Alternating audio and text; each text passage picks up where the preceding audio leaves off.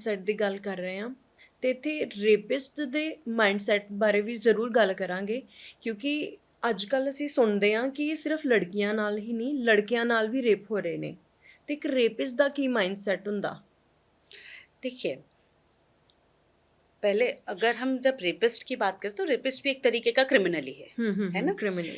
तो क्रिमिनल्स का जो माइंडसेट होता है ये बहुत सेल्फ सेंटर्ड होते हैं कि इन्हें सिर्फ अपनी भलाई समझ में आती है। ठीक है। अब हम जब कहते हैं कि ये तो बात सही नहीं है, ये हमें लगता है, ये उन्हें नहीं लगता। क्यों? क्योंकि जो भी नुकसान उन्होंने सामने वाले को पहुंचाया है, उन्हें लगता है कि वो नुकसान कोई बहुत बड़ी चीज नहीं है। मतलब मैंने जाके उसको मारा, उसके दोनों हाथ टूट गए, तो क्या हुआ? बिजनेस डील थी, सामने वाले ने मुझे 50,000 दिए थे उसके लिए। तो इस तरीके से वो उसकी कोई इमोशनल रिस्पॉन्सिबिलिटी नहीं लेते। उनके लिए सिर्फ एक वो डील है। अच्छा, जिसको उन्होंने नुकसान पहुंचाया, उनका ऐसा मानना रहता है कि पहली चीज नुकसान बड़ा नहीं था, दूसरा चीज कि मेरा कोई पर्सनल लेन देन नहीं है उससे। जैसे कि कोई डील कर रहे हो, कॉमन भाषा में सुपारी वगैरह टर्म यूज की जाती है। रिस्पॉन्सिबिलिटी ना लेना, किसी प्रकार से उनके लिए बुरा महसूस ना करना। अक्सर ऐसा देखा गया है कि ये जो लोग होते हैं इनके बैकग्राउंड में बहुत सारा वायलेंस रहता है। यानी परिवार में लड़ाई झगड़े इन्होंने अक्सर देखे हैं। जिस एरिया सोसाइटी में ये रहते हैं वहाँ पे आसपास में मारपीट होना ये बहुत कॉमन है। तो उन्हें लगता है कि चोट लग गई कोई बात नहीं।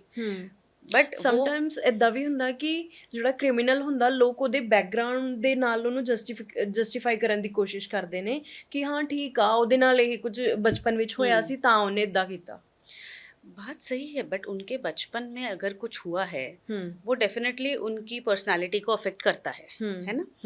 बट वो किसी और को नुकसान पहुंचाए, ये किस तरीके का जस्टिफिकेशन है? बचपन में बहुतों के साथ बहुत कुछ होता है ना? फुल प्रूफ एकदम सुहाना बचपन हर एक का हो जरूरी नहीं है। बहुत लोगों ने बहुत कुछ देखा है, बट क्या हर कोई क्रिमिनल माइंडसेट का हो जाता है? तो कहीं ना कहीं वो एक सर्टन पर्सनालिटी होती है जिसको हम एंटी सोशल पर्सनालिटी कहते हैं कि इन लोगों को कोई भी ये झूठ बोलना, चोरी करना, शुरू से इनमें ये देखा जाता है कि जब से 11-12 साल के हुए तब से इस प्रकार की चीज़ें कर रहे हैं। ये थोड़ा सा सोशली ऐसे बैकग्राउंड से आते हैं जहाँ मारपीट बहुत नॉर्मल है। किसी भी झगड़े को सुलझाने का तरीका बात नहीं है, हाथ उठाना है। और किसी को चोट लग गई तो कोई बड़ी बात नहीं, कोई चीज किसी के साथ बुरी हो गई तो उनके लिए दुख महसूस होना ये इनको नहीं होता। इसलिए ये इस प्रकार की चीजें कर पाते हैं। अब बेसिकली जब ये खुद का भला कर रहे हैं, सेल्फ सेंटर्ड हम जिसको कहते हैं, सामने वाले का जो नुकसान हो रहा है वो ये नहीं देख रहे। राइट? अब जब हम रेपिस्ट पे आते हैं, कहीं ना कहीं दोनों सामने वाले की बाउंड्री को वायलेट कर रहे हैं। राइट? यानी आप सामने वाले जिसको भी आपने नुकसान पहुंचाया है, आप उनसे कंसेंट नहीं ले रहे, मतलब उनकी हाँ या ना जानना जरूरी ही नहीं समझते। दोनों भी इसमें, रेपिस्ट में भी क्रिमिनल में भी। राइट? सो ये जनरल बैकग्राउंड होता है क्रिमिनल मेंटालिटी का। ठीक है। अब स्पेसिफिकली अगर हम रेप पे आए तो देखिए रेपिस्ट में भी यही बैकग्राउंड रहेगा कि परिवार टूटा हुआ है या पिताजी को कभी देखा नहीं है, घर पे लड़ाई झगड़ा मारपीट बहुत कॉमन है, नशा आसपास आसानी से मिल जाता है, नशा करते भी हैं काफ़ी लोग उनमें से। ये इसके साथ में कहीं ना कहीं कुछ इन्फीरियरिटी कॉम्प्लेक्सेस भी होते हैं। जैसे कि कभी उनको बचपन में किसी ने परेशान किया हो, स्कूल में बुलीज होते हैं, ठीक है, वैसा कभी बुलिंग हुआ हो, या जब बड़े हुए तब लड़कियों से रिजेक्शन मिलना कि आप उतने फिजिकली अट्रैक्टिव नहीं हो, आप उतने पैसे वाले नहीं हो, जो भी वजह से, बट रिजेक्शंस मिलना। तो जब ये इन्फीरियरिटी कॉम्प्लेक्स आता है तो कहीं ना कहीं वो अपना डोमिनेंस दिखाने के लिए कि मैं आदमी हूँ, ये डोमिनेंस दिखाने के लिए भी रेप में इन्वॉल्व होते हैं, जिसमें सिर्फ उन्हें जो प्लेजर सेक्स से मिलता है वो नहीं चाहिए। उसके अलावा उनका सेटिस्फैक्शन आता है सामने वाले को बेइज्जत करके, सामने वाले को दर्द पहुंचा के। उसके अलावा द डोमिनेंस की मैं एक मेल होता हूँ इसीलिए आपके ऊपर डोमिनेट कर पा रहा हूँ। The dominance, the male ego जिसको हम कहते हैं ना, कि बेसिकली वो अपने ईगो को सेटिस्फाई करने के लिए इस एक्ट में इन्वॉल्व हो रहे हैं। इन जनरल अब जिस लड़की ने उनको ना बोला वो उसी के साथ रेप करे जरूरी नहीं है, बट फिर एक माइंडसेट हो जाता है कि सारे द एंटायर जितनी भी लेडीज हैं सब ऐसी ही हैं, तो मैं इनसे बदला लूंगी। एक वो माइंडसेट हो जाता है। कई बार परिवारों में ऐसा देखा गया है कि जो लड़कों का ऐसा मानना कि अगर किसी ने कपड़े कुछ अलग तरीके के पहने हैं जो उन्हें नहीं पसंद, तो वो कपड़े पहना सही नहीं है, और क्योंकि उन्होंने ऐसा पहना है तो वो मुझे सजेस्ट कर रही हैं कि मैं ऐसा कुछ कर सकता हूँ उनके साथ, राइट?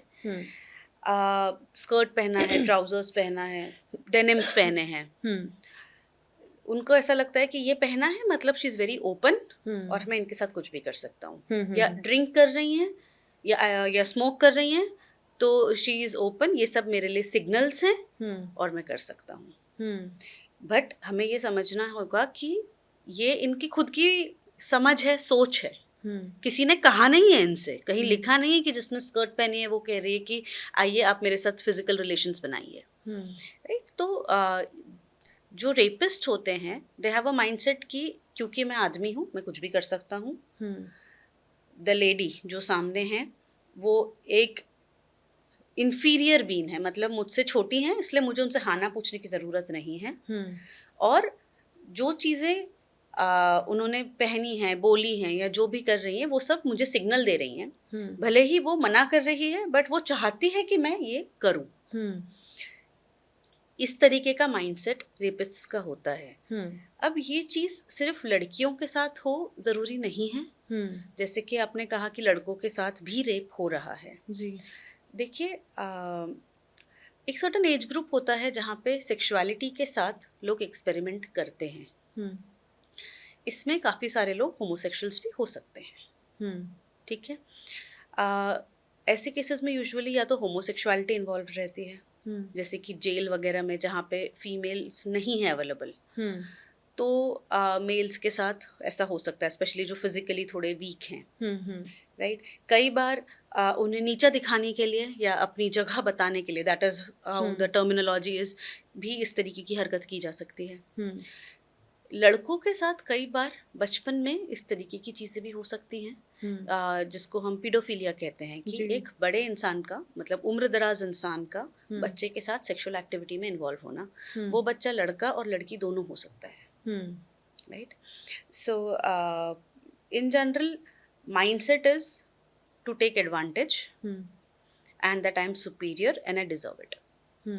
एक इन जनरल अगर मैं कहूँ तो यही माइंडसेट है, और इसी में कुछ कुछ कॉम्बिनेशंस होते रहते हैं।